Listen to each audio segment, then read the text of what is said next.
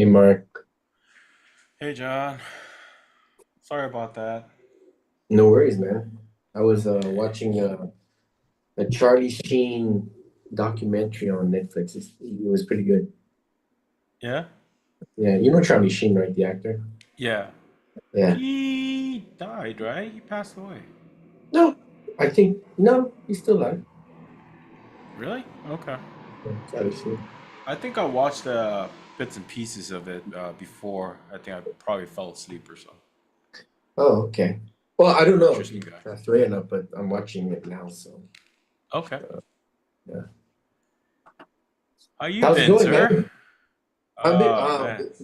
Go Crazy. ahead. Go ahead. You go ahead first. Tell me Yeah, it's what's going on. crazy. Crazy.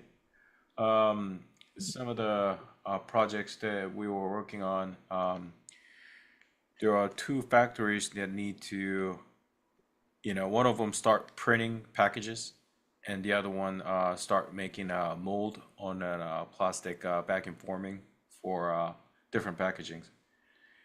And one of them just went out of business last week without telling any of the clients everything. This CEO just ran away, and the other company is going through a big hardship, and then financially. So we were kind of looking for a different factory to have a make a new contract, but it's really hard to find right now because for I don't know if it's like tariff or whatever reasons or it's and plus like the my client needs to collect whatever money they gave them because they didn't follow all the procedures and everything.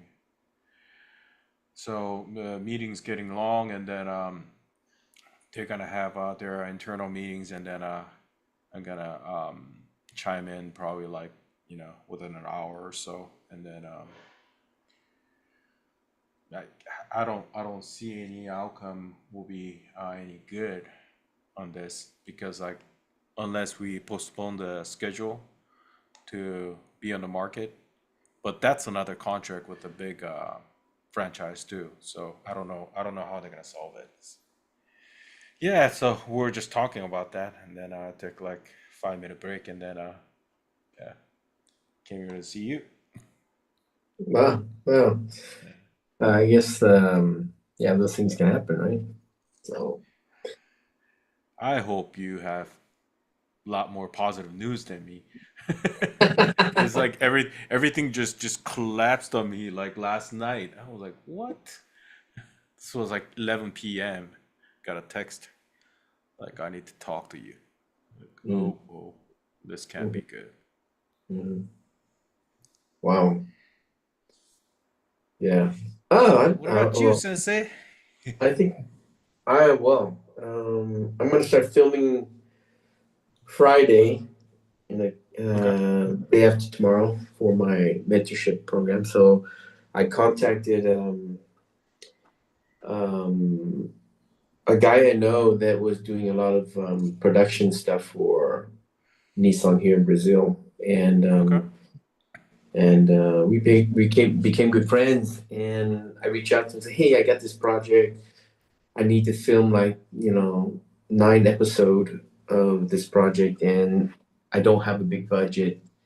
And he says, "Yeah, let's get together." So I met him last week in São Paulo. I stayed a couple of days there just to Yeah. chill, get some creative space, and met my friend and Mauricio's name, and he said, "Okay, what's your budget?" I said, "Well, this is what I can afford." He said, "Okay, let's go for it." So I said, "Oh wow, excellent." So I was spending the beginning of this week creating the style guideline for the video and giving all the information that they need while filming. So that's a good positive thing. That's getting some traction, this project. That's And good. then he also, Marisa has a friend that can help me. and do all the launching of the product online, and he knows a lot about social media stuff. And it's okay, yeah, that'd be cool. Let me meet him and see what service he can offer. And of course, I'm gonna ask how much it's gonna cost and stuff. And then yeah, if the service is good, the cost is good, I'm gonna go for it. I'd rather have someone deal with all the stuff that might require a lot of energy and time. And Okay. then if it, cost so much, it'd be an investment for the actual mentorship. So that's a good thing that went through. Mm-hmm. And the other one is I got the job to go back to Japan. I got the green light that they're gonna move forward for Okay. me to go back to Japan. So got the text from the VP of design. He said the HR is gonna contact you about the contract and details. And okay, cool. And I said thanks for the trust and getting to work together again. It'd be fun, and the challenges I imagine. And so that's good to know. That's Yeah. something. Yeah. And Sounds good. yeah, so I'm pretty. I mean, I was pretty. How can I say? I was confident I was going to get the job, Okay. but at the same time, I had some doubts. Maybe there'd be something that might happen that may cause it. But now it Sure. seems to be a done deal. But Sure. I'm also was applying for other jobs in different regions, like in the US, and different position, different type of work and stuff. Yeah. But and I really still want to do my consultancy, so I'm going to keep that going for sure. Um, and I'm trying to work out some deals here in Brazil before I leave. One is opening, one is to start a coffee brand with a partner, Yeah. and then get that project going to a point where before I leave, it's going to be a pretty done deal with that project, and then make sure the mentorship is launched online. And also, I'm going to contact somebody who used to be an ex art center person. She was the director of what was her position? She was the director of I forgot what it was called, company engagement or something like that. She has a lot of connections with companies and stuff. And Okay. I wanted to talk to her about She's art what center I'm. faculty member. Yeah, she used to be. I don't know if she was like the director or VP of something, business relation or Oh, okay. corporate relation, Like alumni public relation, relations. something like this. Okay. Yeah. And she was a really good person when I was teaching online courses for them at Art Center. Right. And I think she also had left, or either she had left, or they laid her off. I have no idea. Hmm. And and I want to talk about this mentorship, get some of her viewpoints about this if she has any tips. Sure. Then I had an idea. I said, wow, what if okay, there's a lot of online stuff that you can get now, but you don't have these high profile people doing online mentorship stuff, Sure. you know, and mainly it's like sketching or drawing or rendering, Right. kind of learning Photoshop or Alias, whatever. But career mentorship, it's really I didn't see so much about career mentorship um, so much. I mean, I've seen uh, in some universities they have lectures. They invite a director, say a Hmm. film, come give a kind of Sure. a lecture, a speech, or a keynote, and that's it. So I wanted to pick your brain about what are the business out there that is in regards to mentorship. What kind of um, platform they use, what kind of setup are they doing, things like that, to see you know what is working, what is not working. And I had this idea. I said, man, if you create a platform where you can bring really um, designers or directors or VPs that um, have really contributed to the industry. Imagine, you can really make a very good uh, program. Mm-hmm. Just imagine, just for example, you have Chris Bangle or something like that. You have Chris Bangle as a mentor. Mm-hmm. He gives you a lecture or some tips.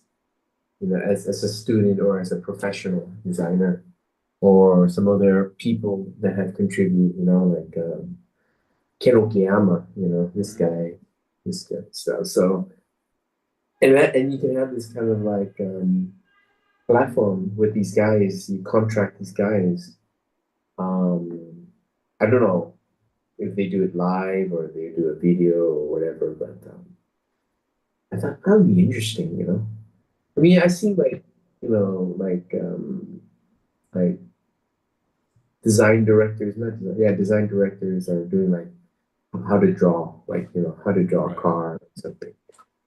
And I think it's that market is already flooded, like, like Yeah. up to here. Yeah. So why put another training course of drawing when there's tons of it out there?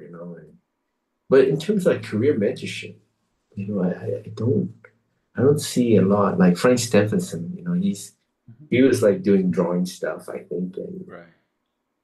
and but he seems to be like a guy that you can like learn from his career, Mm-hmm. like just hearing his career where he started and designing the Mini, the new Mini, the first gen Mini, and those iconic cars and stuff. But no, I was just thinking, what if there is a platform that's specifically for car designers or something like this? And you can tap in. If I was a student, I would love to tap into like these guys to get pick their brains and just to hear about their careers. Shiro Nakamura as Right. well. Like it'd be interesting. I was just thinking about that. Mm. Interesting. And she might be That is. That is. the person who could do it because she's connected with Art Center. She has a lot of connection. Mm. And I mean, I don't know how much I should say to her. Oh, I don't know yet because I don't want like um, my business not being able to how can I say be the first. You know what I mean? Right. I want to be the first out there to launch Right. it and see how many copies are going to be happening out there because I haven't seen any. I probably need to do more research, but I haven't seen any of that type of mentorship stuff. I don't know. Have you seen anything in regards to mentorship? Um, I actually, when I first arrived Korea, I was thinking kind of a similar aspect of it because there are a lot more technical academies that teaches all the technical stuff, right?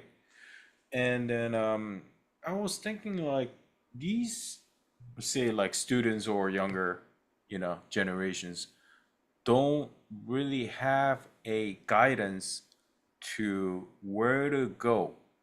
Say, if you're not just car design, like some guys can go in car design and then some guys like products and then they can always shift their path after they get into a school.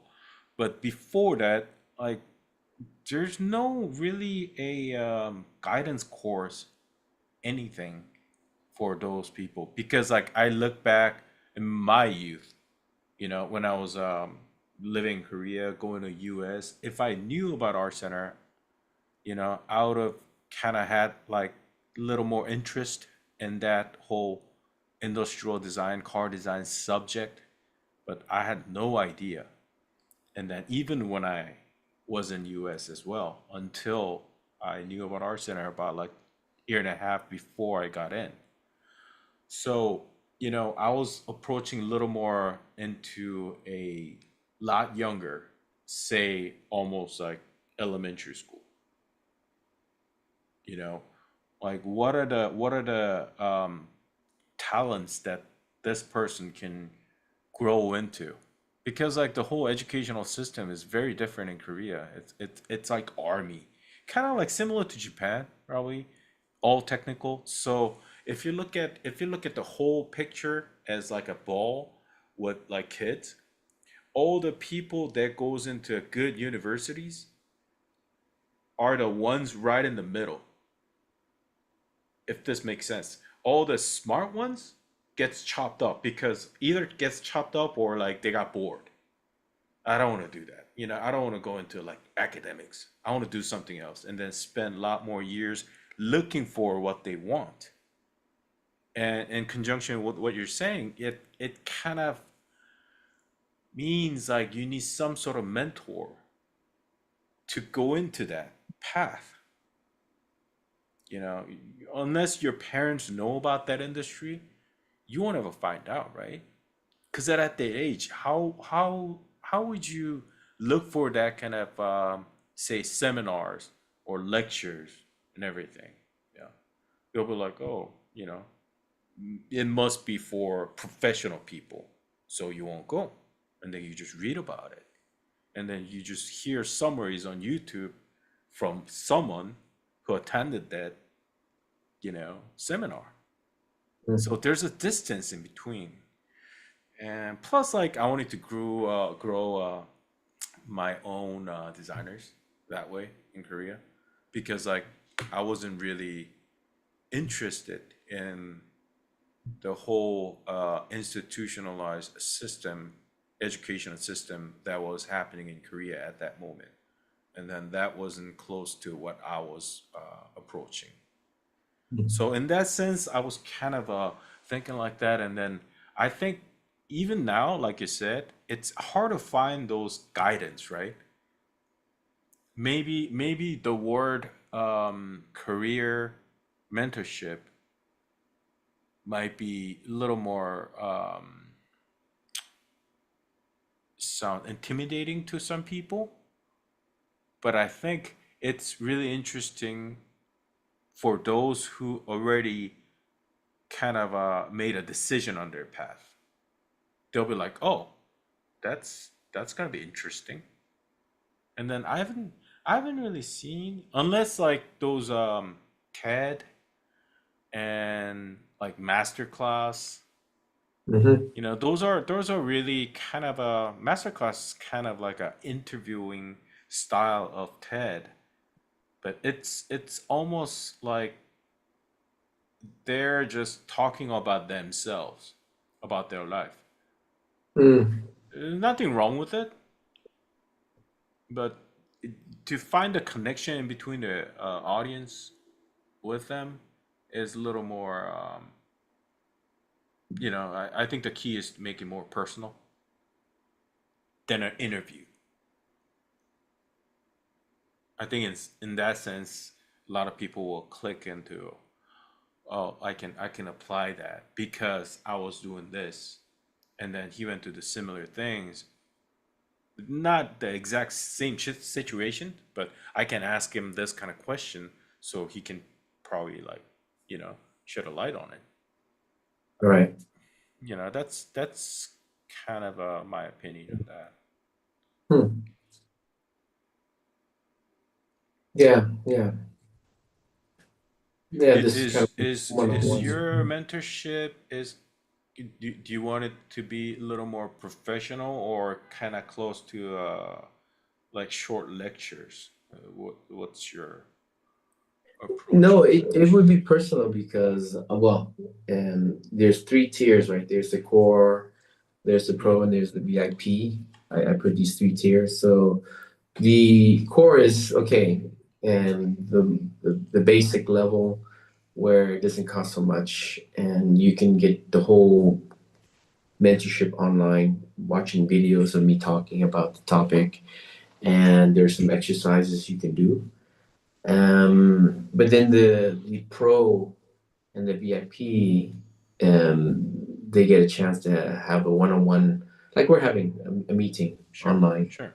and they're getting to know each other and trying to understand what is their career goal if they have any, Hmm. or what is their plan, what they want to do um, for their career. And then I can offer them my own personal experience and give them advices on, okay, in this situation, it might be better to do this or do that. Or even people who are already in the business and are, frustrated and they want to know how, to move up the ladder. They want to become a manager, they want to become a team leader, whatever. Then I can offer them, from my perspective, what are some of the important traits you will need to be in these positions. If you want to be a team leader, that means you need to be a very good communicator, a good organizer, a good influencer.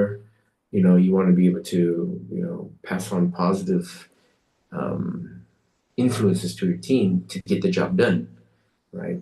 Right. And you have to be organized, well organized in meeting your deadlines and things. So I can give my experiences in these different positions, just being a junior designer, then a senior designer, then a design manager, then a chief designer, and then a design director. So these different levels of position has different responsibilities, and as well certain skill sets that you would need to do a very good job in it. Sure.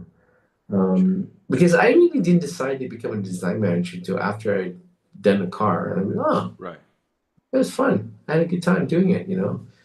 Maybe I want to start become a design manager where I'm managing a whole team and see how well I can inspire the team to get the job done as much as possible.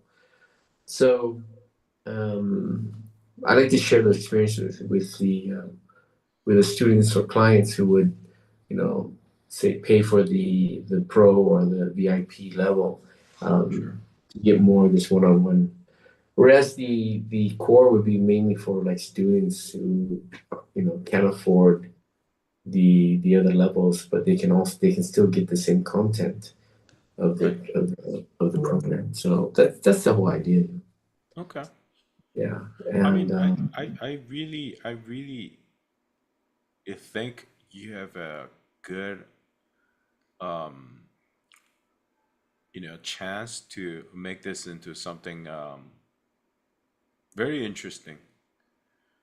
My only question is from, like I'm asking this because I do a lot of strategy and then product planning and then all those stuff. What are the actual hands-on benefit of the customer, say the VIP? Because the whole career path one-on-one deal, what will be the outcome they can expect? I think that's going to be very important, right?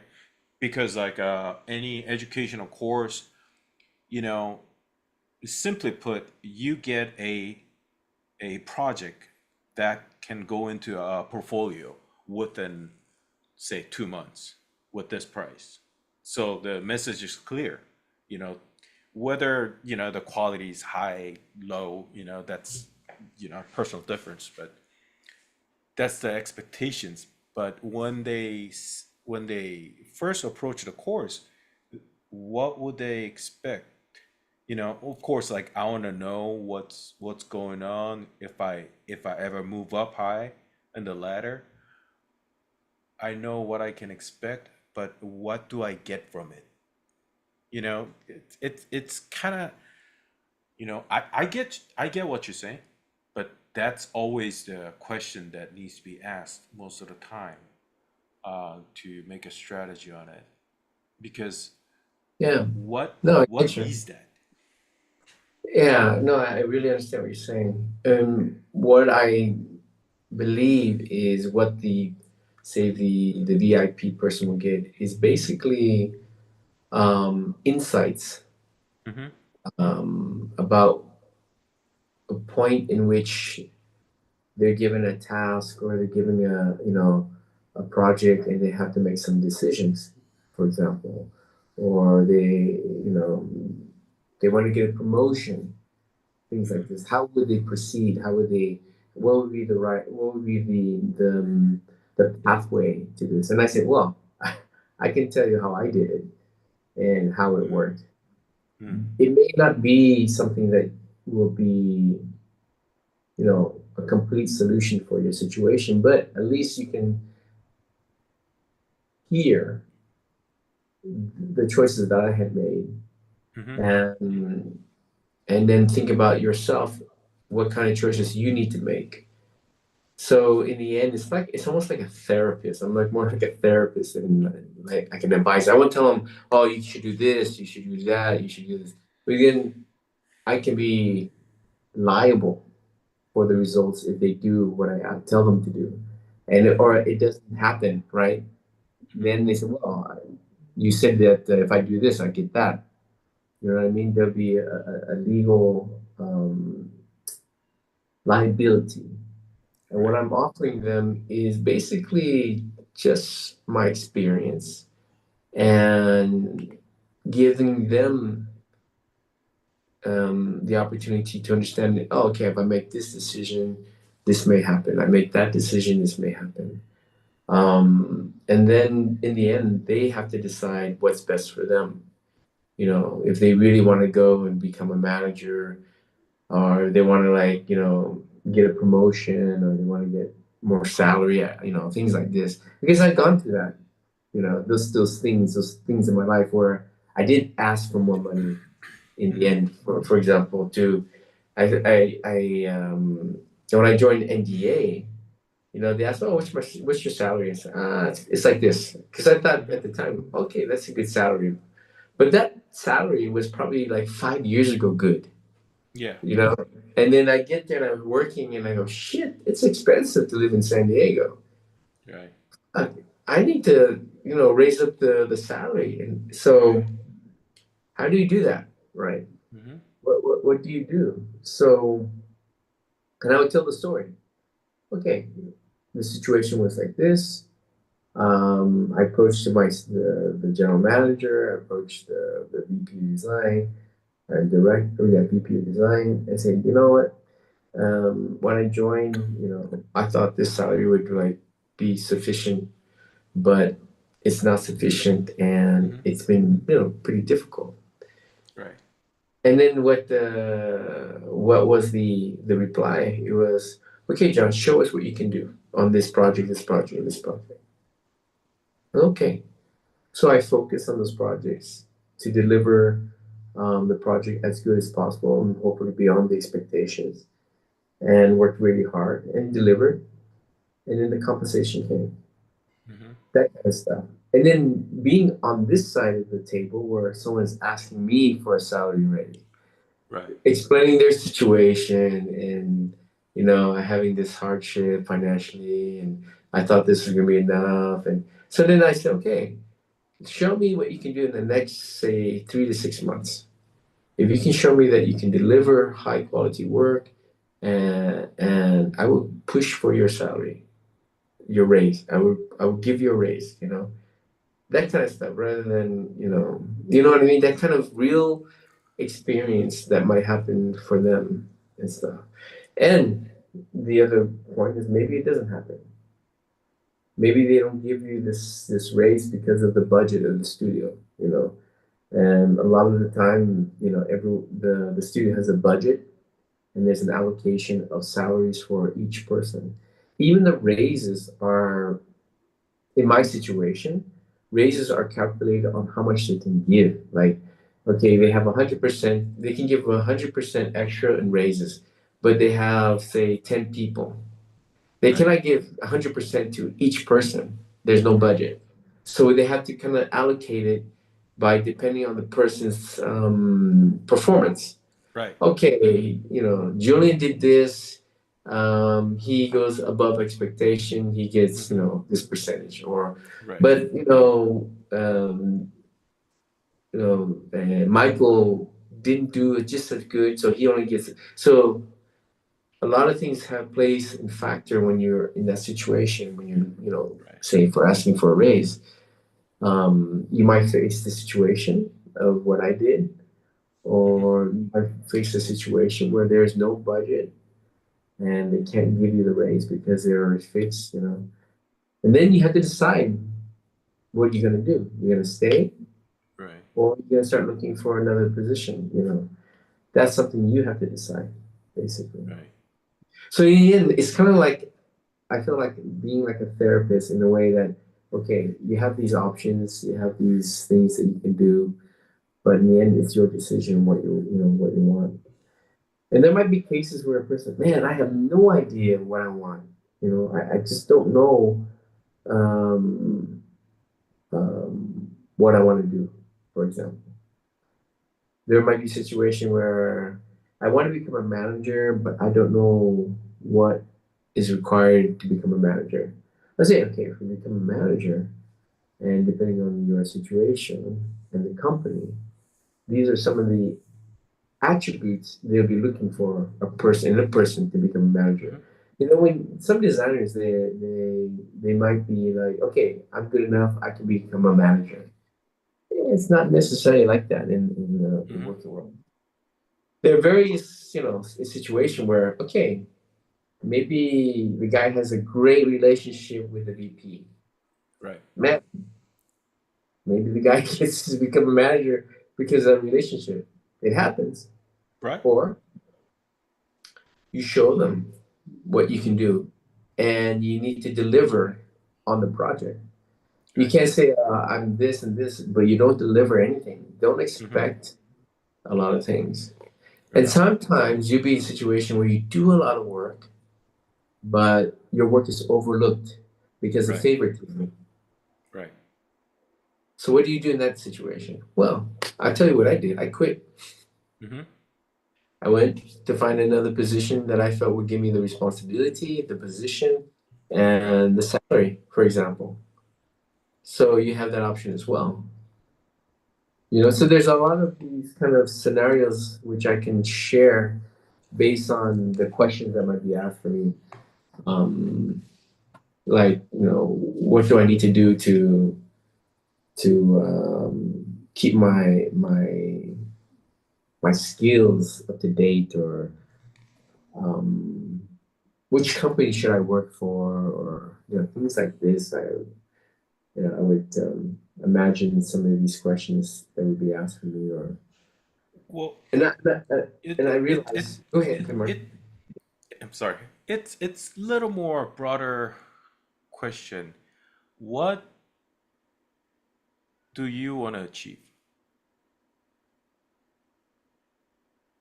Yes, what I want to achieve is to be able to give these um, these clients or students um, experiences that I have gone through, for them to be Okay. able to make better judgment on their careers. You know, um, like okay,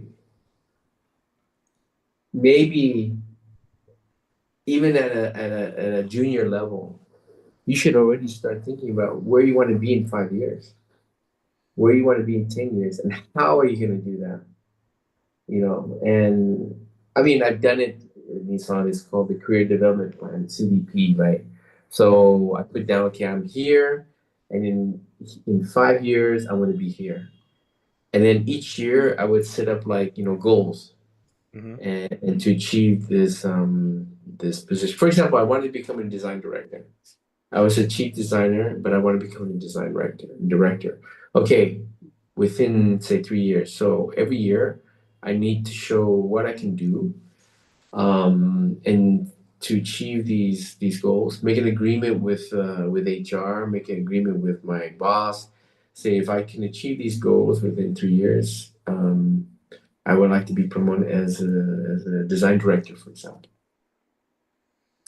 And sometimes you just got to negotiate. Like sometimes the company to try to like get you for like a cheap price, and it happens. Right. The HR would like you say, oh, here's the position, John.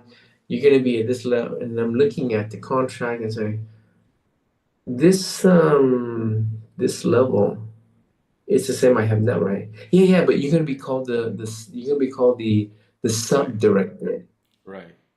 Right. The and then, principal manager, whatever right? There's no words you throw in there. Yeah.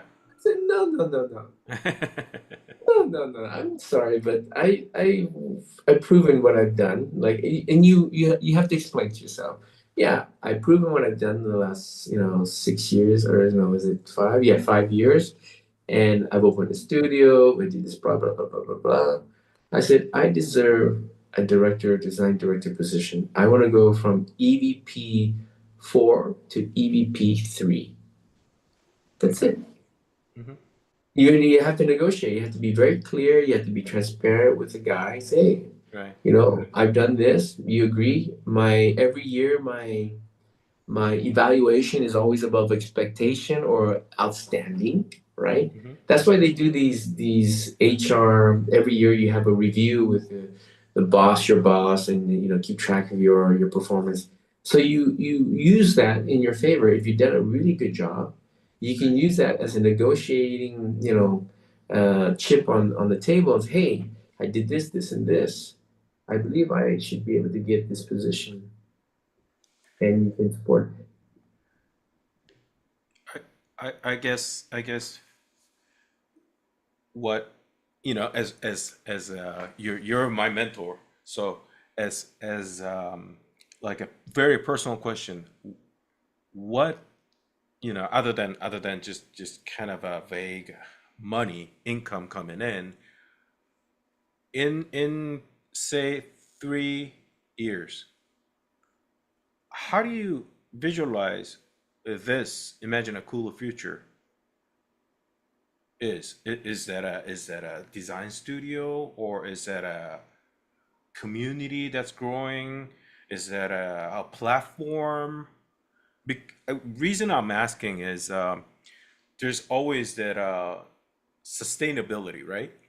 Say your VIP client achieve a certain goal, maybe because of this course or not, it doesn't matter. This person achieved this goal.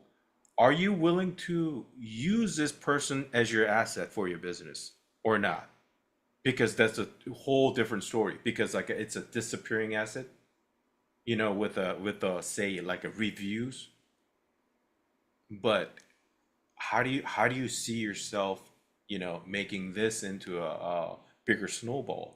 That I guess that's my question. Is there Yeah. specific Well, VIPs that you need? no, I believe that the VIP, the clients that are in the VIP, Mm-hmm. um, is to give them as much um, stories and experiences that would help them reach their goals, and getting a better, let's say, a better insight in making decisions, because sometimes you make decisions you don't have something to work off of, and in the end, if they are successful, for example, if they do get that position, for example, and they do get that raise, for example, they are then a testament of the program that it's working in some Mm-hmm. ways. you know they are an example of where the program is actually working. It may not be working 100% of the time. Again, it all depends on a lot of things, a lot of variables, a lot of factors that are beyond your control. Right. And when you're able to get that position, get that raise, even with all the variables, Mm-hmm. there's something to say about that, right? There's something to have Exactly. claimed Right. that, yeah, that you did what that you thought would work, and it did work, for example, right? So is that But there, person's gonna do a kind of a similar, like another mentor in no, your thing, or is just yourself? but for example, the VIP, it's almost like um, at one point I thought VIP would be like a lifetime mentor. If you have Mm-hmm. any questions or any doubts, you know, Right. Right. come and ask me anytime, for example. Right. I Right. was thinking that might be a pretty cool thing to have, is this lifetime mentorship where, hey man, I just got this thing. I gotta, contact John. Hey John, man, I'm in this situation.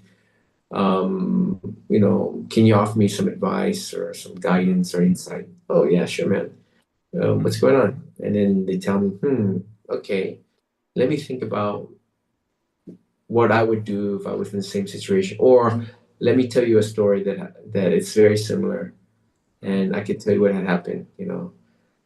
Things like this. Okay. So yeah, I mean, it's for me something that I enjoy doing. Number one, right? Mm-hmm. Number two is I get great satisfaction when I can help a person and becoming, getting success in what they wanted to do in their job and their Right. position. And then at the same time, get some passive income for True. me to even grow my company even further and to invest it more in my company, things like Right. this. So, but maybe to answer your question is yes, in the end, these students or clients is successful, they'll be great ambassadors of the Mm-hmm. program. The way I see it, like it's simply put, you said a three-tier system. Let's Yeah, say three being the lowest, say. yeah, Lowest and then up to second tier is, I think it needs to be communicated almost as they're all students. Not meaning their status is student at certain university, they're students.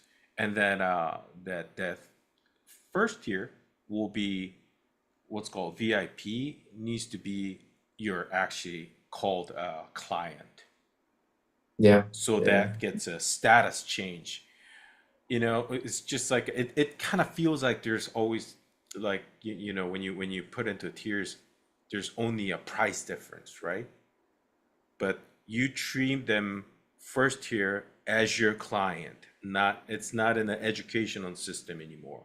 You know, the third tier will be like, yeah, the cheapest, and then a lot of say approachable way to educate in general. And the second will be a little more, should I say, a little more in depth with your actual experience in detail. And then third will be, you know, I want to focus just like what you said right now. This is what I like to do, what I'm good at, and then I get great satisfaction out of this. And then this really shines when it's person to person deal. You're as my client, I get to focus more, think a little more tailor made into that. So I think in that way, people understand their benefits a Mm, little more clearly. yeah. Yeah, I would imagine it's like a career therapist. You've seen the movie The Agent with Tom Cruise, The Agent, Hmm. Hmm. Tom Cruise. Yeah. And it always he has this backflash of this guy on the desk says, if you do this, you would, blah, blah, blah, blah, blah, blah, blah, and Yeah. he reminds himself of this and he goes, yes, Right. it's that kind of, personal connection. I thought it would be kind of like that movie where the person will remember, oh yeah, John did say something like this, and yeah, he was right, Right. and this kind of relate, like you say, a personal relationship. That's why I Right. thought the VIP could be this kind of lifelong mentorship contact, anytime kind of thing. We Right. try to meet, and then the pro would be like, okay, you get maybe six times the second level, you get six time chance in the year to to ask me questions or to meet up and have a one-on-one conversations about career and stuff.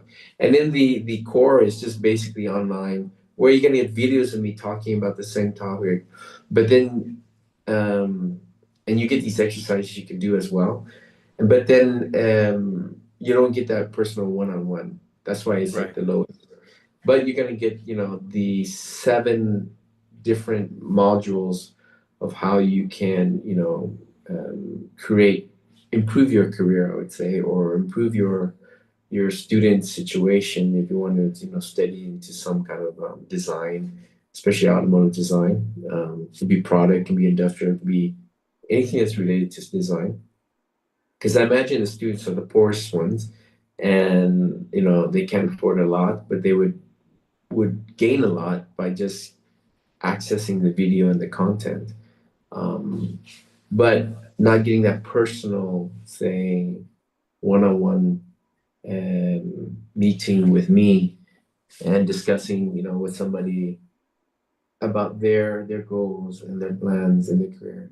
I would say my son is. I will talk about my son a lot in my one-on-ones. How Right. he's an exceptional person where he achieved his goals by the things that I've told him. And these stories I tell quite a lot to other friends. About friends that have lost their jobs and actually, I have this one guy now where I'm just remember his name's Rodrigo, and he's married, has two kids, 10 and 11. He has his own PR company that he started, but he's not happy. Mm, And he wants to be into design. His background okay. is business administration, but his family is pressuring him to focus on the business, his company, and blah blah. But he's like he is completely mentally destroyed, dude. Mm, Like I just met him one time, and through a mutual friend, and he heard that I was a designer, design director, and he was so eager to meet me and talk to me. And then finally, he texted me, "Hey John, Rodrigo, friend of Marcus, and hey, is it cool if we get together and talk? I want to talk to you about something about my desire to be in design." Man, I listened to this guy and I felt really sorry for him. mm, He's like he's trapped in his own mental cage right. where he's being pressured by his wife, his family to do something that he doesn't have passion for. But he showed me his design work, his graphic stuff, and he's, dude, you're a good designer. Do this. He goes, yeah, but it's so difficult, John. I don't know. He's like Mm. he's struggling, man. The guy's almost in tears talking to me. You know, See, and like the, he the he the was reason why I brought up that whole tier system is yeah I know you. yeah right I've been through the similar thing teaching students. When you think about like your dream business, we tend to be a little more too personal too fast. You know, not saying I'm a nice guy, but like we become too much of a nice person so quickly. The positive thing about that is you get a personal connection with a certain person, but negative point is that you don't get an income out of this. So it's really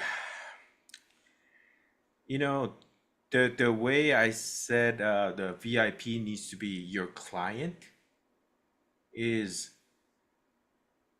I mean, all the things we say, all the ideas we say to a certain person, in a way, we need to think like lawyers, right? They get paid by seconds.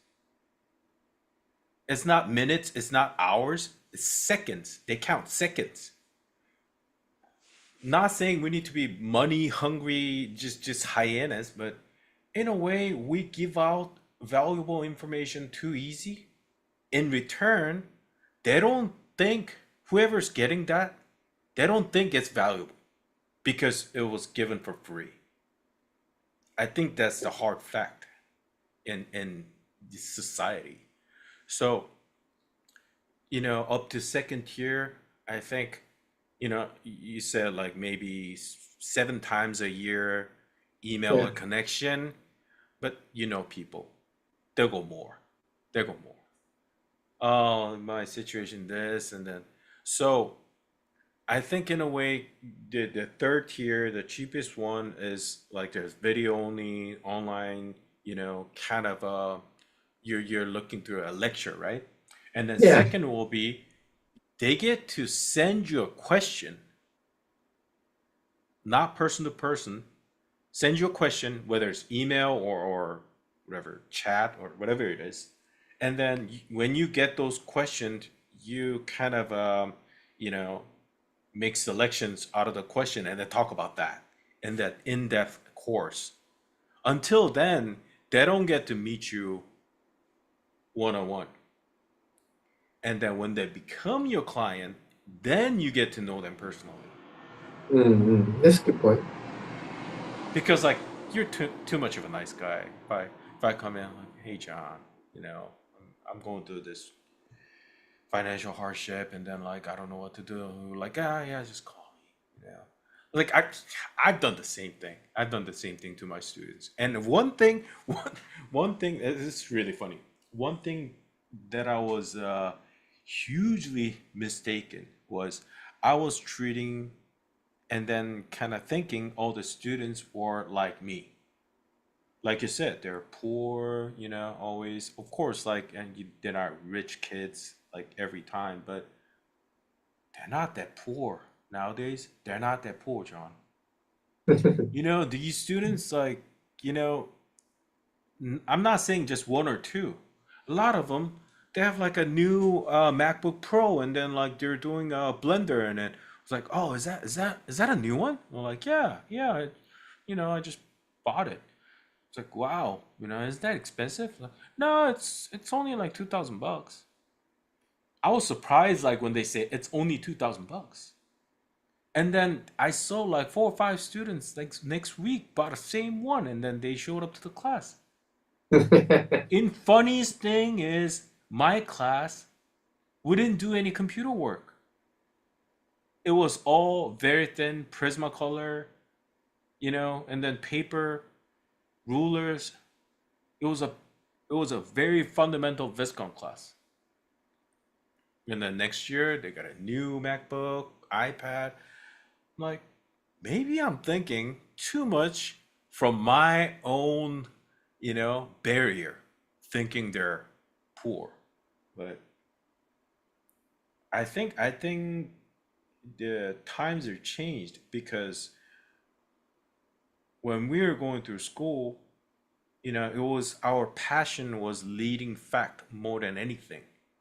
And then, you know, it's funny. I went into a GM interview one day, and then this was my first year. They called me up, and then like, you know, and then I went into the interview, and they were asking me like, how do you you know how much sacrifice would you make to make a project or to become a designer at a car company? And I told him I'll cut off my left arm because I my right arm to sketch. You know, it's that much. But now no one thinks like that. If I say that to anyone else in this society, they'll be like, "What a crazy nut job," you know. But that was my passion, and then like at that time, people understood that. Now all the tuitions are high, especially design schools. Art center, I mean, come on. Have you checked the tuition on that? I think it's like ridiculous. It's like 15 or 17,000 a term. Yeah. Jesus, like some cars that cost less than that, right?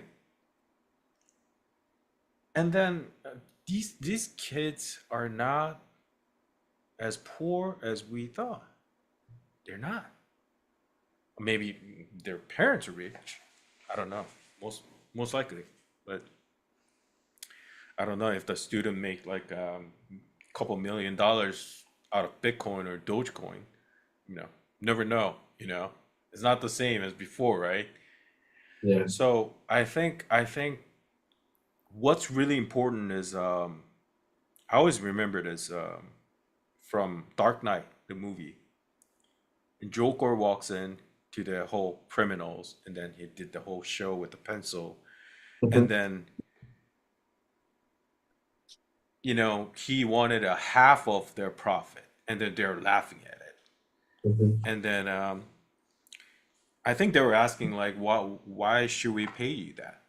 And then he was like, if you're good at something, never work for free.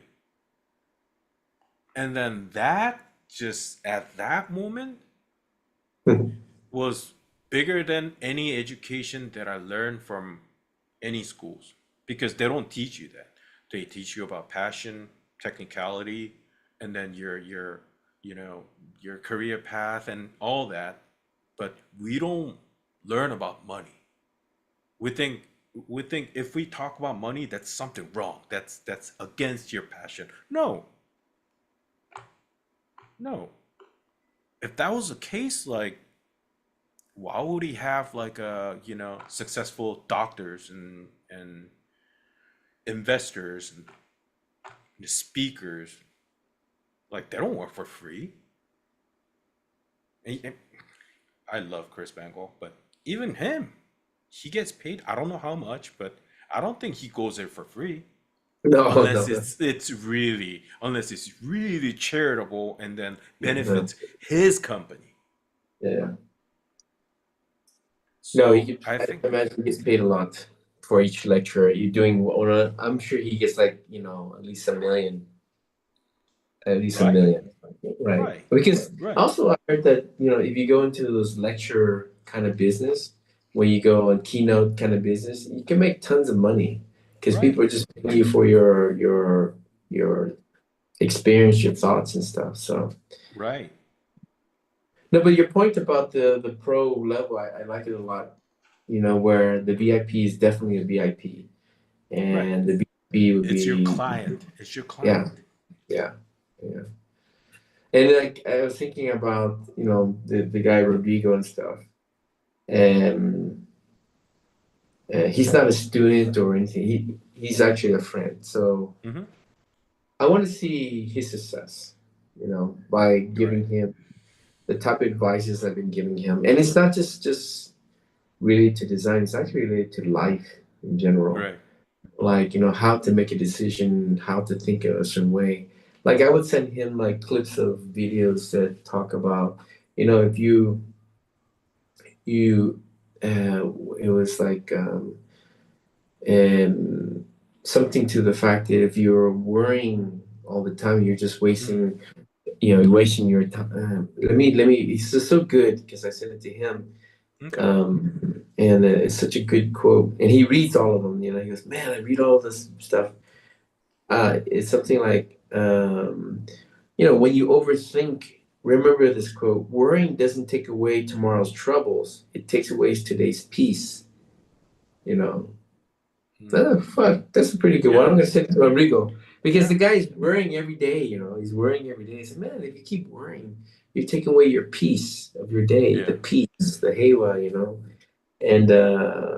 and stuff like that, and like, stop using your energy to worry. Use your energy to believe, create, grow, manifest, and heal. Like these simple sentences. When you're in like this situation where you're always thinking negative, but when you read something, it kind of like wakes you up. Oh shit, yeah. Why am I worrying about this stuff? I should be thinking about how can I make it happen. Or it's just that Right. matter of changing the mindset to Hmm. switch from negative to positive. Um, and he's going to be a good kind of, for me, a good a case scenario. Okay. How well, because the guy he's definitely in this kind of period where, man, he's dying every day because he wants to do what he wants, what he has passion for, and that's design, graphic design and stuff. But he doesn't have like support from his wife or his parents, and he feels stuck. He's just, when I see him, poor guy is always in tears. It's like, dude, okay, you know. And then I ask him, okay, your relationship with your wife, how's it going? Oh, blah blah blah blah blah blah blah. I say, okay, and I give him advice on that. I say, hey, you know what? Sometimes it's good just to listen to what she's saying because you know they have a lot of things on their mind, and when we can understand what they are going through, maybe we can do some things to help them because then in the end, you know, you'll see some of that returning back to you. Trust Mm, me, I've been through it. So, and then anyway, Yeah, going back to the topic, I think it's a good idea, yeah, to make the VIP even more special. Um, and I got like, I don't have a lot of followers, but on LinkedIn I have like 5,400 followers, and most of them are like probably students, from Right, Bangladesh or India or, you know, right, dying to get into the automotive industry. right. And yeah, excuse me. Bless you. Uh, yeah, but no, very good point there, Mark. Definitely gotta think about that one. So this is the business that you wanna keep doing, you know, until you're retired and Oh, regardless, I'm right? gonna keep doing it until until I cannot do it. Mm-hmm. It's like you have professors and teachers up into their Right. 70s or something like that doing the same thing. And then you're kind of most likely probably like go to Japan or go into a company and take a position there, right? Yeah, I'll be. Well, I'm gonna tell you, I'm gonna go to Mitsubishi in Oh, Japan. you will. Okay. Yeah, I'm gonna take it'd be the same position I have here at Nissan, Okay. but it's gonna be even more responsibility because it's in the production studio. Okay. So I'm gonna have a bigger team, and I think one of the reason why um, my boss, my future boss, who is my ex boss in Nissan, his name is Seiji. He said, "Man, I need you to go there and really inspire the team because I know how you Yeah. are." I said, Yeah. okay, so that's one thing. One of my responsibilities is to bring spark into the design studio. And he told me that almost 50% of the designers are foreigners in Yeah. Mitsubishi. I thought, oh, interesting. Um, I had a second interview with the executive director of Vance Design. Mm-hmm. Alessandro is his name. He used to be a Volkswagen Yeah. Fiat designer. Seems like a really cool guy. Because he keeps saying, I don't want to ask serious questions, but are you okay with this, with clay or digital? I was like, I do everything, man. Yeah. So, and because it wasn't even an interview, it was like just okay, this is John. Because my friend he's a VP of design, but he's on the board. He's Mm. a board member, so I guess whatever he wants, he gets. So he goes, "Oh yeah, John, next week you're gonna have a chat with the HR and with the general manager of strategy, general manager of the studio, general manager, the executive design director of ads, and just have a chat with them. It's okay." Okay. And had a chat with him. And the HR goes, "Oh, John, this is no serious. This is not serious. Just having a chat, relax." Yeah. And, okay, I'm all relaxed, and then I get the text today. Hey John, okay, you're approved. So So you be going to Okazaki? I'll be going to Okazaki. So I'll be looking for a place in Nagoya to You'll live. be seeing some of my old friends there. Probably, probably. Yeah. I don't know, who they may be, but I'm sure I'll probably find some people. Okay. And yeah, my wife is pretty excited. She's pretty excited about it. She That's started cool. trying to learn Japanese and stuff. Yeah. The reason So. I'm asking is, the whole career path, if they're already a professional, there might be with companies like some compliances and stuff like that, certain things they want to talk about or they cannot talk about, stuff like that. So that's Mhm. why that whole client VIP needs to be very almost like a confidential thing Oh in yeah, a super way. comfortable. Yeah. Super. Yeah. I'm still thinking of the how much it will cost, for the VIP. Because I know a lady here that she does also mentoring for business women.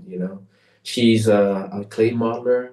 Hmm. She worked in Germany. I think she worked at Mercedes or Audi. I forget, maybe Volkswagen. And now she's created a mentorship type of program for women Hmm. to enhance her the career. Each client she has is like 30,000 reais. Hmm. 30,000 reais is like $6,000, I think. Okay. Something like this. This is 6,030. Yeah, something like that, $6,000. Okay. So that's her price and stuff.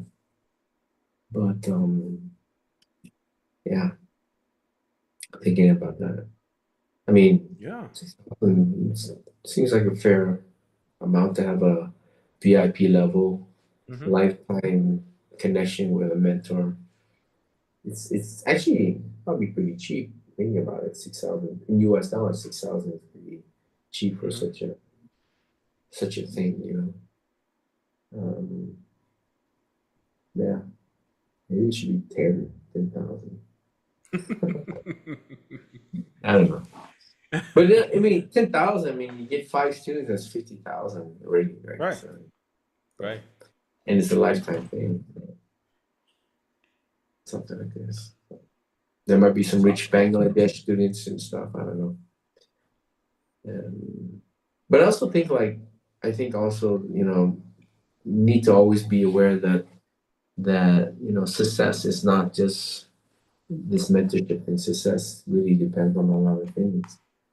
Right. Um, and I definitely don't want to lead on students. Oh yeah, you can do it. You can do it. I'm gonna let them know. It's, oh man, you gotta. I don't think maybe you should think about something else. You Right. know. Right. And it's no, no, no. And it's okay. I suggest you I suggest you to go to art center. Try to get into art center. Yeah. Just try to get into the school. Yeah. If you're in the school, then you've created an opportunity, Right. right? But it doesn't guarantee you a job as being a car designer. It Right. just gives you an opportunity to study about what is car design. Then you go through the school. Then if you can make it through the school and you're top, say 5% of the student, you're the top five, that gives you an opportunity to interview, but it doesn't guarantee you a job. Right. So Right. I would not, that's the approach. Even if you have a degree in engineering, even if you have a PhD in engineering, you cannot draw. You know, you need to go to art center, take a night course. It's Yeah. a lot cheaper. Take a night course. You see whether or not you can really hang with the students. You know, Right. that I would suggest to do. Right. Right.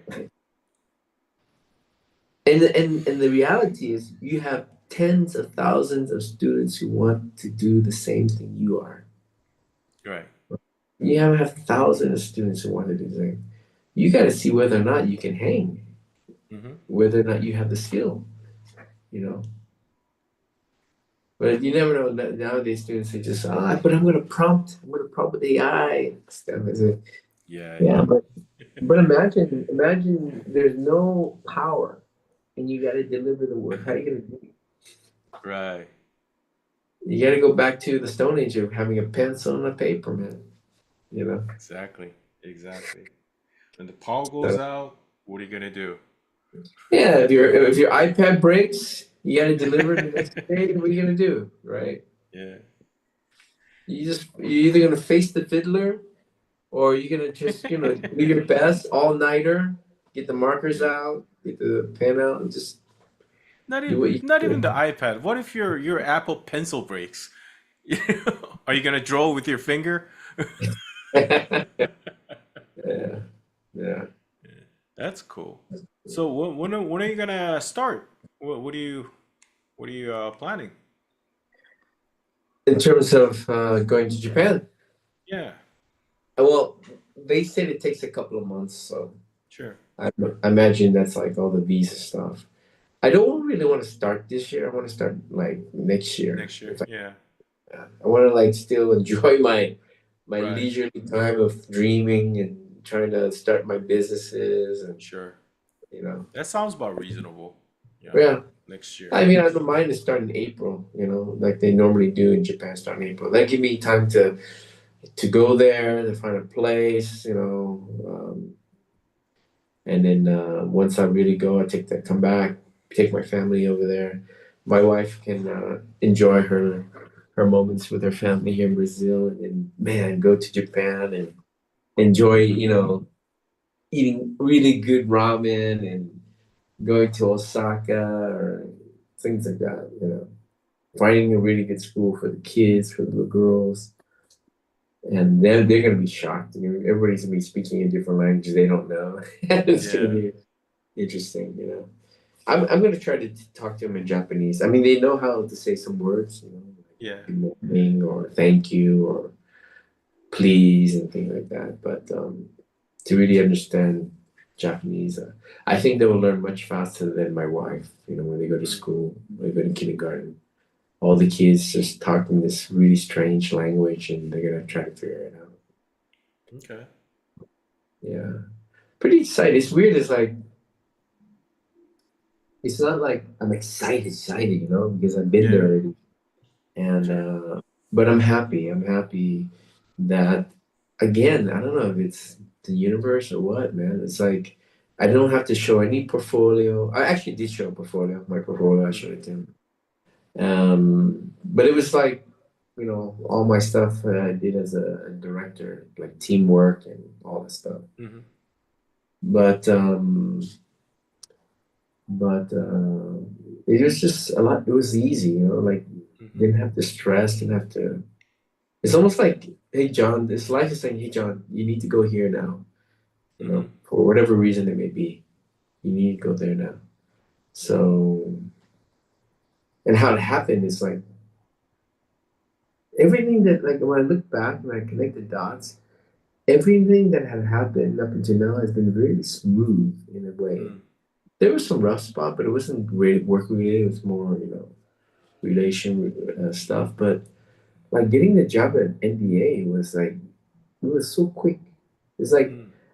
it was like, as I remember, it was the March 11, 2011. I think March 3rd of 2011 when they had the big earthquake in Mm-hmm. Fukushima, Yeah. and I think it was about 6 months later. I said, okay, I'm gonna take June and Sugumi, my first wife, take Sugumi to California because we never know. We might be living in radioactive environment, Right. you know.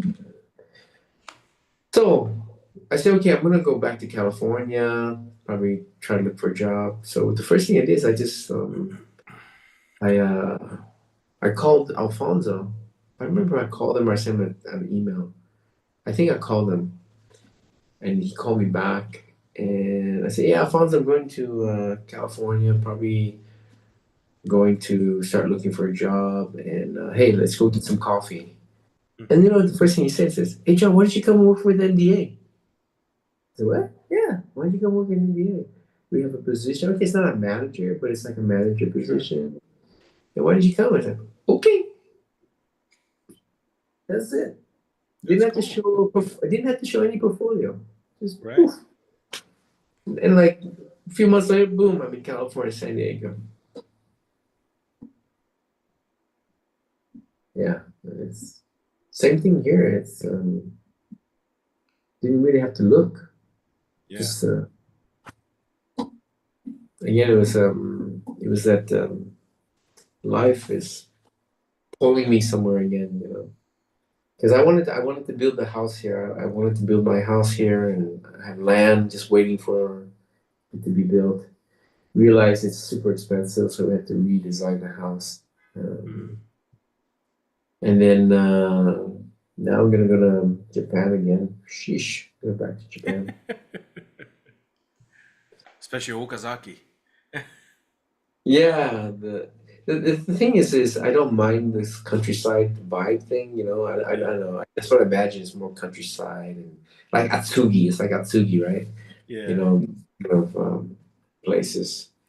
But Nagoya is where Seiji lives. He's Okay. so Nagoya. Take a look around there, Nagoya. My Mm-hmm. my wife is, she's more. Yeah, I think she'll be shocked about the size of the homes in Japan, not being as big as what we She have never here. lived in Japan? Never, never. Really? She might like it. I don't know. She might like it, but there's some apartments here in Brazil that are similar to Japan. They're not big. They're very Mm, compact. It's almost similar to Tokyo. They have a lot of apartments here, apartment buildings. So I think my wife would be okay with that. But I told her, if we can find a nice house in the countryside, it wouldn't be bad either. You know, okay. as well with a yard with kids, because that's what we're used to. And it might not be that expensive there, if you live in you find a nice old farmhouse or I don't know, some country house might be cheaper than living in an apartment. I'm not sure, but we'll Mm, see. But have you heard that a lot of foreigners are buying houses then fixing them up and then Airbnb it or selling them? You have heard about that? Because yeah, that the I heard Japanese that. government has allowed foreigners to buy homes there to Yeah. keep the economy going. Actually, And with a very low interest rate loan too, like 1, friend 2%.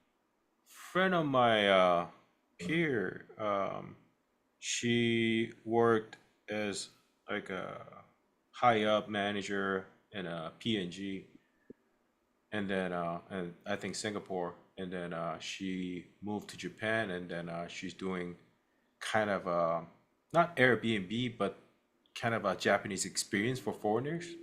They have like the traditional. She bought a traditional house, and then so a lot of people are doing that. A lot of foreigners, I think, are doing Mm, that kind of services. mm, Maybe that's something your wife can do for Brazilian people. mm. That'd be kind of interesting. Yeah. Yeah, she has like a big relatives, amount of relatives. She has like almost 60 cousins or like this. It's a really big family. Holy cow! Yeah, 60? children, cousins, and second cousins. Wow. Yeah. She has like 8 aunts or something like that. 8 aunts, eight, yeah, eight, Wow. and each has children, which has children and stuff. So Wow. there's always a big event with family affairs here, like Christmas or New Year's. We all go to one location near the beach, and we all rent homes near there, and we have big parties and Wow. you know get They drunk. they they all live in Brazil? Yeah, we all live here. Yeah, Wow. Wow, so, yeah, that's amazing. That's amazing. yeah, That's something very interesting. yeah, yeah, yeah. So big family, and they said, "Oh man, we're gonna visit you." I said, "Not all at once. Come and visit, but not all at once, please." Um, It was funny because we're talking to one of her cousins about taking a trip to Japan next year. yeah. And then the other day found out, hey, we're gonna go because John and Audrey are gonna be there. Oh man, we got a place to stay. I said, oh Oh my God, man. we're gonna find a big place. Yeah. I mean, I wouldn't mind living in the country. I don't mind living in that old house, like a big house with the traditional Yeah. sliding Japanese door. Yeah. You know, that'd be cool. That'd be super cool. If I can find I'm gonna start looking, near Osaka, Okazaki. Yeah. Did you work in that place, Okazaki? You worked there? No, no, I was in California, and then I visited Okazaki probably like 3 times, and then mostly like did some stuff in Tokyo studio, and then I think they had a studio in Tokyo. I forgot the name. Shit, I forgot the city's name, but a very business district. But Hmm. I liked Ginza? Okazaki. Ginza? No, not Ginza.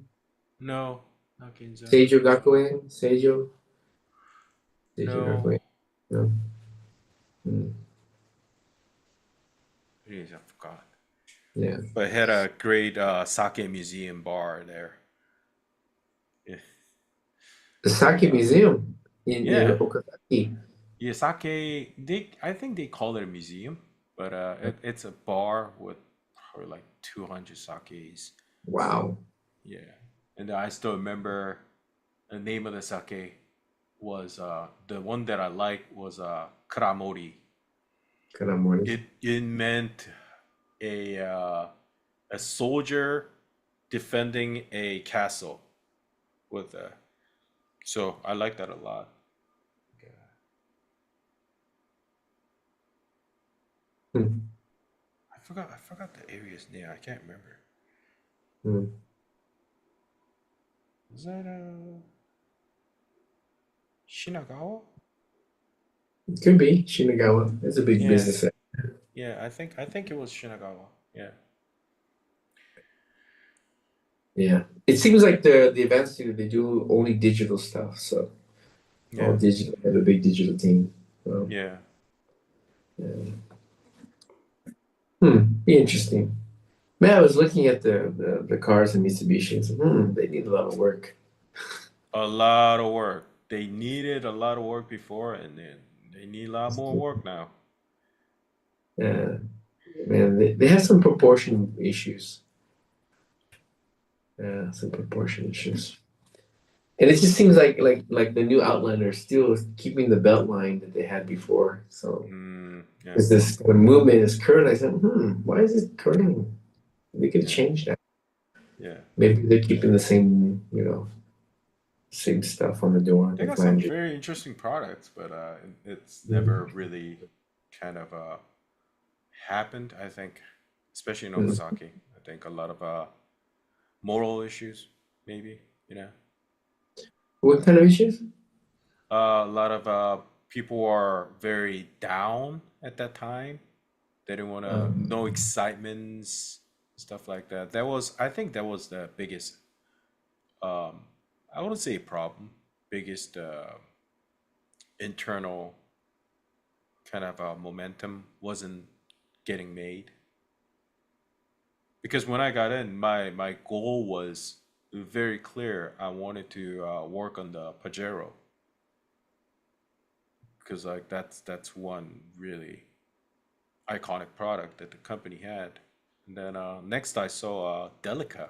I was like, God damn, this is a cool car. How come you're not selling it everywhere? This will sell hotcakes in US. But a lot of issues. But I think you'll change it. I think you'll change the design, language, and make it interesting. yeah, my goal is to change the mindset if I can, because once you change the mindset, you can do a lot Yeah, of things. Well, you that's can probably have, the first. I'll probably have a first, all night, what does they call it, Shinenkai or something like that, or Hmm. drinking Bonenkai, have a Bonenkai. That's what I Yeah, did to develop, right? yeah, Because the general manager, man, they look young. One general manager, I think of the Mitsubishi studio, he looked young, and he told me, oh yeah, because I told him I worked for Olivier Boulet when I was in Mercedes. Oh yeah, yeah, I worked for him when he was here at Mitsubishi, and I said, oh really? He goes, yeah, and I started laughing, and he started laughing too. Okay, you know what I'm laughing about, right? yeah. So. I think one very close guy. I think he's probably a manager or director in Germany studio. I don't know. He Mhm. came back to Japan. Uh, Ryosuke Matsuoka. Hmm. He's a good friend of Q-san. Oh yeah, Yeah. interesting. Yeah, it'll be interesting. We'll see. We'll see what's gonna happen. Yeah. Oh, did you hear? They closed the San Diego studio.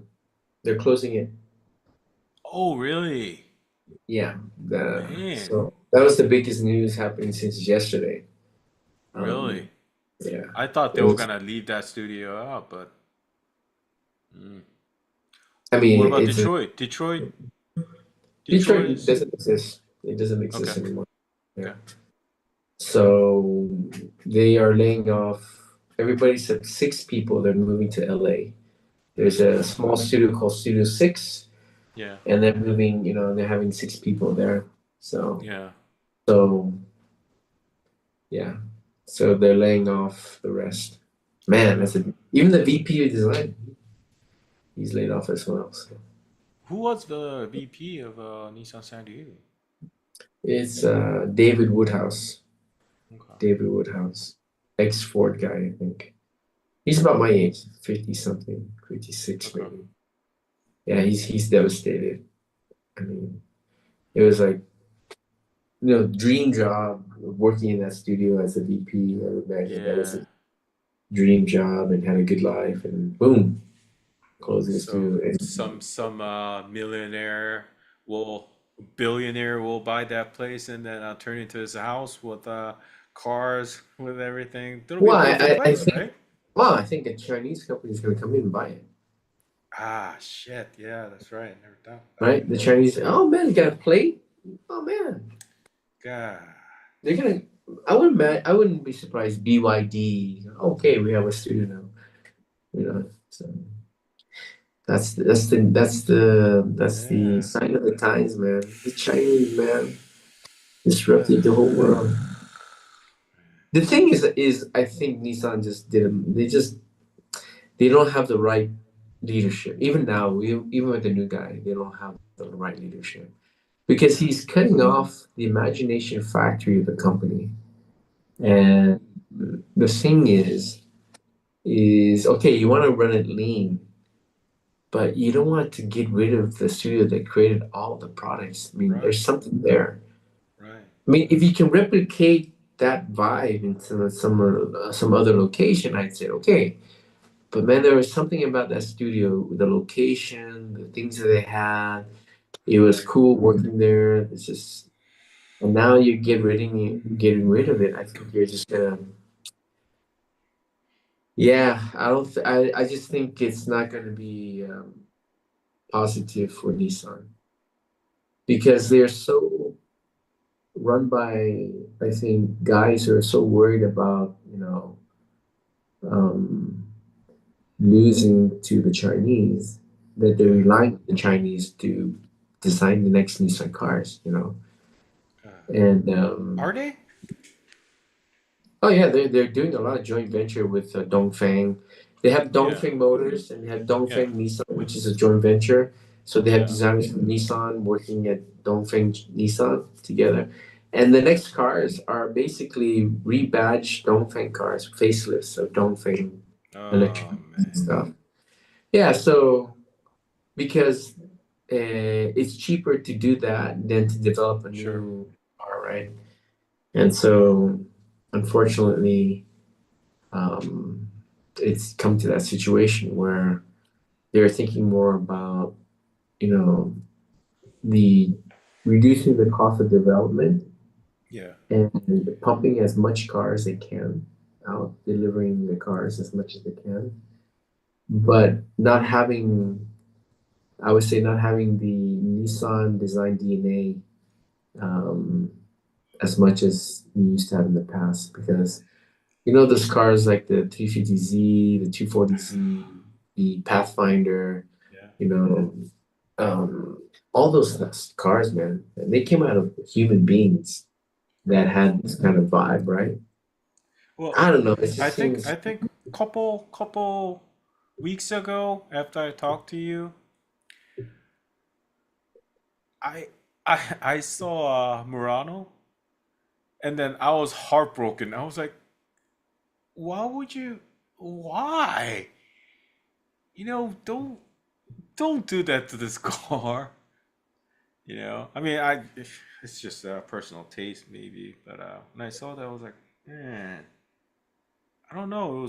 I was very sad, because I remember, when I got into an internship and then I saw that car in clay, I was like, fucking shit, that thing's gonna fucking change the world, you know? yeah, it started a new segment, that's for sure. Yeah, Started a new segment. And I think the thing is that the Chinese and the Japanese, they still have a certain edge because the Japanese have developed their DNA for a very long time. So their cars are looking different, right, from each other. Like, we say Mitsubishi is different from a Toyota, Toyota is yeah, different from a Nissan. and Mazda, you know.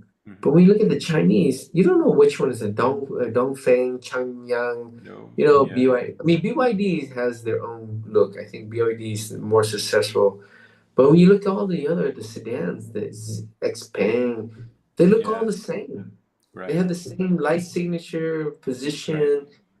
It's like, man, this. I was like, man, this is where the Japanese, if they did their, if they do their planning correctly, they can overtake the Chinese.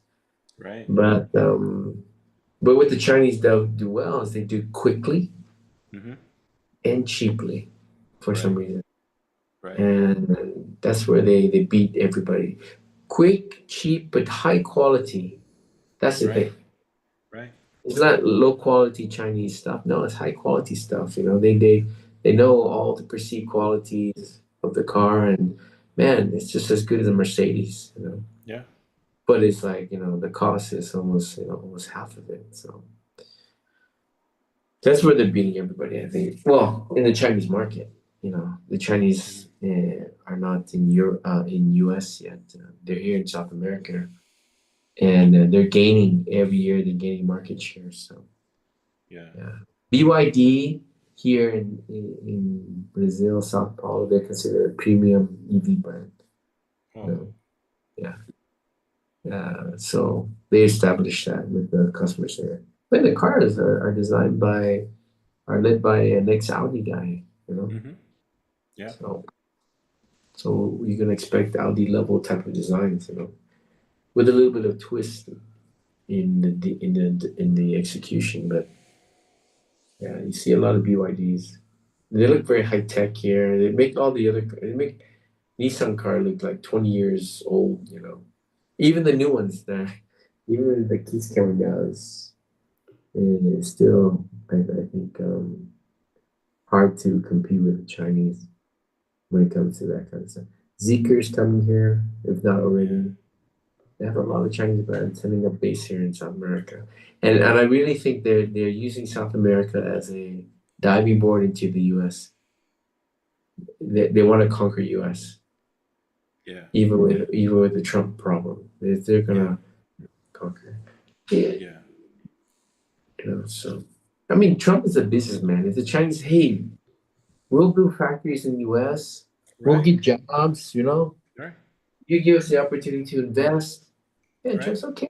How much money you give me? Oh, we'll give you like $5 billion to sign the contract. Okay, let's do it. Yeah. That's how it is. He'll do it. He'll do it. But the thing is the even during the Obama administration, I mean, and the Biden administration, man, they were paid in the back pocket from the Oh yeah. Chinese. Oh yeah. You know? So, but it didn't help the American working force. They took a lot of I would say the working force away from the Americans because of the way they did it. Right. So, and moving production out of the U.S. as well was the thing that happened, and it kind of destroyed the manufacturing era of the United States because everything else was being built outside of the United States. Right. Because of it being cheaper or something like that. Hmm. But I think Trump is changing all that, right? Apple's gonna what? I Gonna think start so. moving I think production. so. Yeah. So, Well, I think yeah. more than anything, I am happy that Mitsubishi found the right person for the company, and that I think it'll be really interesting when you go in. Yeah, I it'd be think you, interesting. yeah, they got the right This, person. I know that. yeah. Thank you, Mark. Appreciate that. I appreciate it a lot. We'll see. We'll see. Yeah, I'm just gonna go up there and just do what I always do. yeah. Just Serve the pot. I mean, I even stirred the pot when I was in the interview or the chat with the HR. I said, "Man, we gotta like bring Japan back to number one in innovation. Mitsubishi is the place to do it. Come on, guys, we can do it. I was Yeah, I said, well, because I'm almost Japanese. I speak it. My wife's yeah, half Japanese. My kids are half Japanese. So Japanese is in my DNA. right, So my goal is to bring back the Japanese innovation. And I think they can do it. It's just they don't have the guy. You don't have the guy at the top that says, "Man, we gotta beat the Chinese." right, I mean, that's what the Chinese did for the last 20 years. We gotta beat the right, Japanese. You know, right, I mean, they said, "Oh, we beat them. Okay, we gotta beat the Germans." And, man, they beat the right, Germans as well. So right. but yeah, yeah. Did you see the Audi show car? The kind of The Audi TT the kind of. show? Yeah. Yeah, I saw it. Yeah, What'd you think? old Yeah. because that same exact front end and then the proportion and everything, it came out exactly. I think they really dug up the old sketch from Spain Studio Design Center Europe, Mm. and then they made it into the car. Huh. Okay. I think, if I'm not mistaken, whoever did that sketch was I think it was Tamagoi 2K. I think he's in BMW right now. Yeah,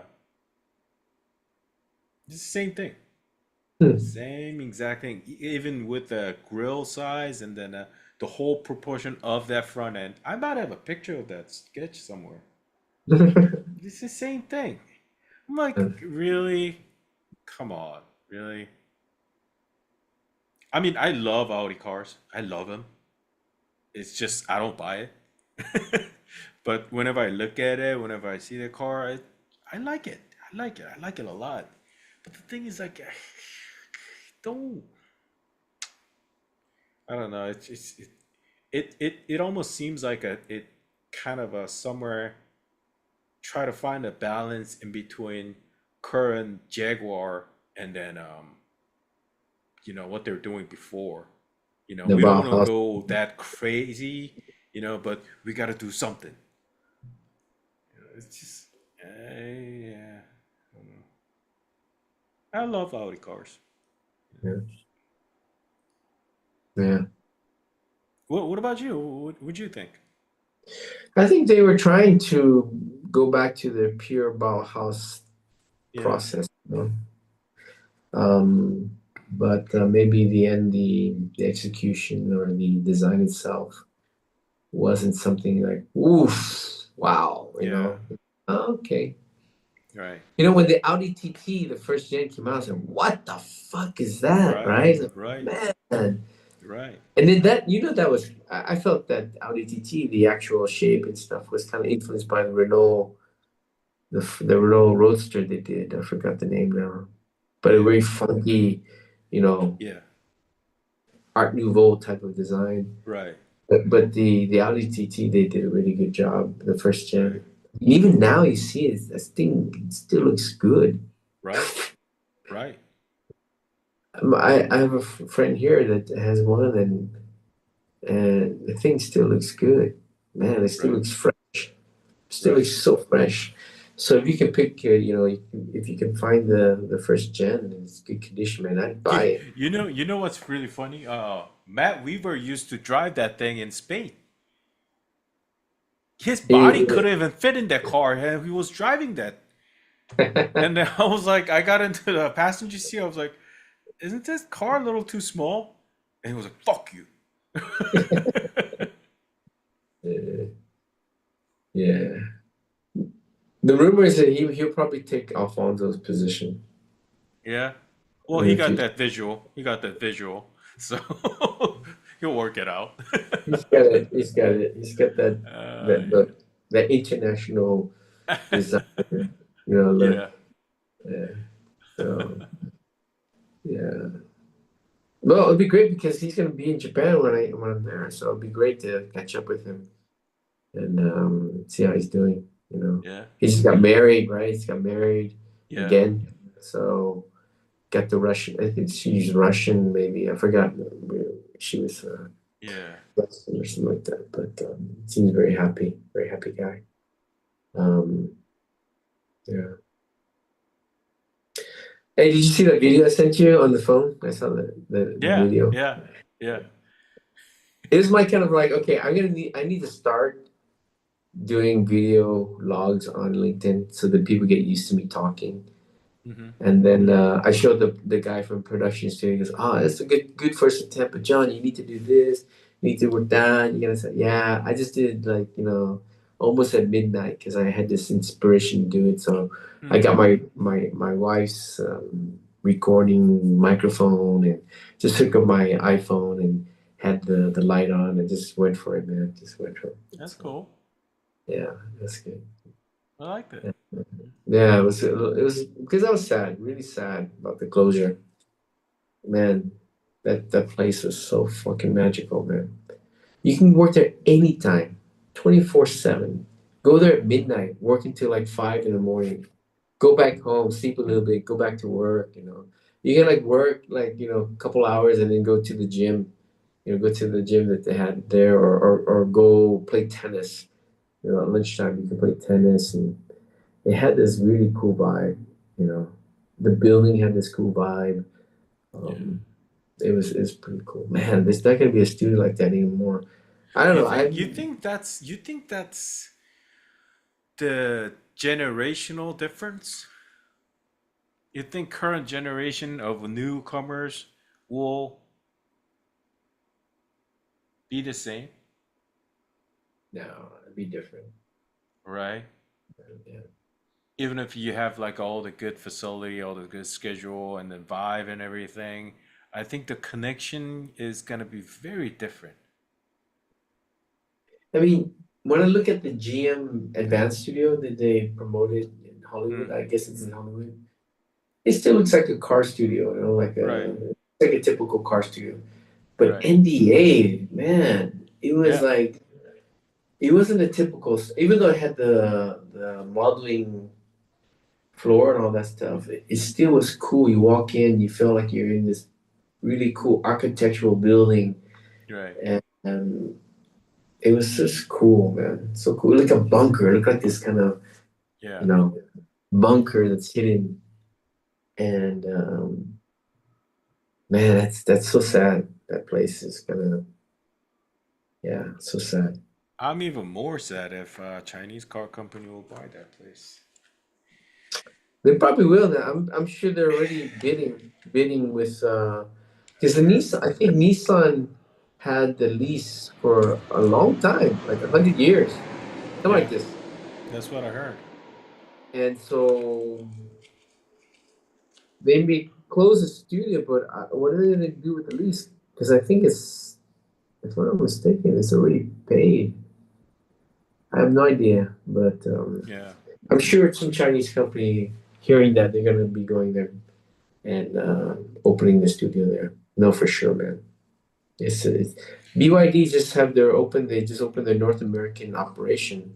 They said Yeah. BYD North America on LinkedIn. So, oh shit, they have a North American operation. Yeah. So yeah, and I think you still need a studio in California. You need a studio. You cannot just. I mean, They're gonna have the LA studio anyway. So you still need a studio there, that's for sure. Yeah. And I think here Nissan will probably not survive for a while. No. Yeah.